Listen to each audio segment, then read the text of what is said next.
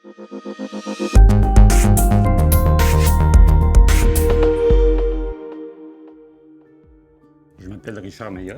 name is Richard Mayotte, and I'm an electrical engineer. I've been working for Hydro-Québec since 1982. I'm in charge of the programming and grid expertise team at the System Control Center. We manage the flows of energy over the transmission network and make sure there's always enough supply to meet customer needs. Every day, 3 dispatchers monitor the balance between the demand and supply of electricity, the transmission network, system reliability, and exchanges with neighboring power systems. The System Control Center is like an air traffic control tower. Our dispatchers monitor activity on the grid 24 hours a day, year-round. Nearly 100 specialists plan weeks ahead to prepare the data and systems required to manage the grid in real time. They forecast how much power and transmission capacity will be available, as well as the exchanges with neighboring grids. They also factor in the weather, which has an important impact on electricity demand. The System Control Center cannot act alone. As a decision center, its instructions must be carried out at a regional level. In addition, throughout Quebec, maintenance teams ensure that sufficient production capacity is available to meet customer needs at all times.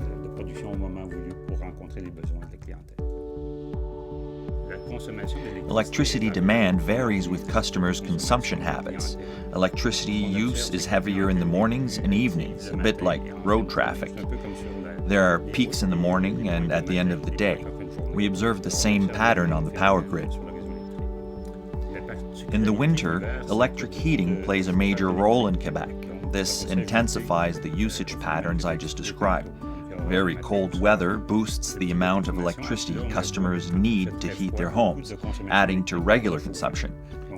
So, demand peaks are higher in winter than in summer. To explain the challenges of the winter peak, I will use an analogy with a car.